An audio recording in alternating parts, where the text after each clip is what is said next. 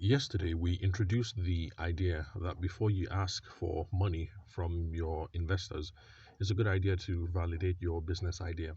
And that one of the ways of doing that is through using sales, because sales is proof that people are willing to give you money for the idea, for the product, or for the service that you have. So it's a good way of demonstrating to the investors that you have viable demand and that there's a possible market for the idea. Now, this is a very good incentive for investors to back you and give you money, because if it looks as if people are already paying for the product or the service, then it's not such a bad idea after all to give you money to further develop the idea, develop the app, get more salespeople, buy more production facilities, whatever it is that you need to do to take the business to the next level. In fact, sales is such a powerful way of validating the idea because there are some times that your idea might sound stupid or counterintuitive, and everybody in the whole world thinks this is stupid, it's not going to work. The investors think this is a rubbish idea, it's not going to work. But in those situations, if you show up to the meeting with proof that people are actually paying for this thing, then it might be another idea to get people to give this thing a second look.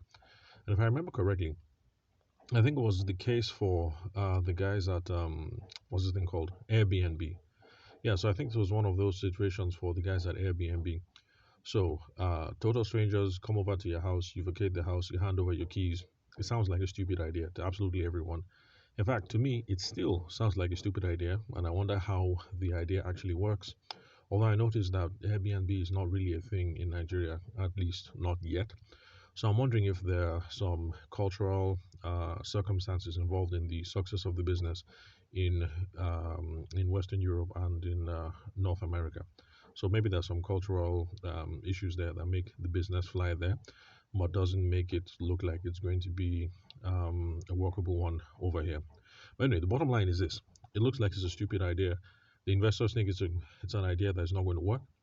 But the boys from Airbnb, they show up to these meetings and they have the facts and the figures that look, we approached so number of people. These number of people are willing to let us use their homes. This number of people were able to key into the idea. This is how much money we've generated so far. It looks like this thing is going to work. And then that is what gets the investor community to take a second look like, okay, these boys are already at it, and it looks like they're making some small change from it.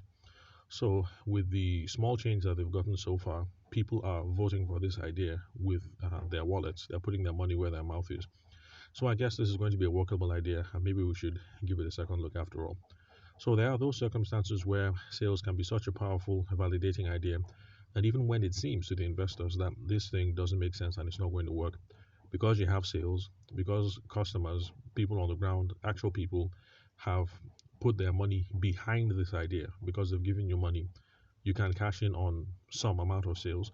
It gets people to see the possibilities for the future. So the next time you want to approach a rich uncle or a rich aunt or an investment banker or whatever for money, just remember that if it's possible, that's for use for the product or the service idea that you have. You want to use sales to validate the idea. Now, of course, there's some situations where you're not going straight for the profit motive right from the beginning, and then that's where people start talking about traction, and that's for more app-based ideas. But then we'll talk about those tomorrow, or if not tomorrow, in some future episodes anyway. So thank you very much for listening to today's recording. And remember that you guys can ask me anything on WhatsApp or Telegram by sending a message or a voice note to 080 6466 2140. Again, the number is 080 6466 2140 for WhatsApp and Telegram. And the country code for Nigeria is +234. Again, the country code for Nigeria +234. Thanks for your time and attention. I'll catch you guys at the next recording.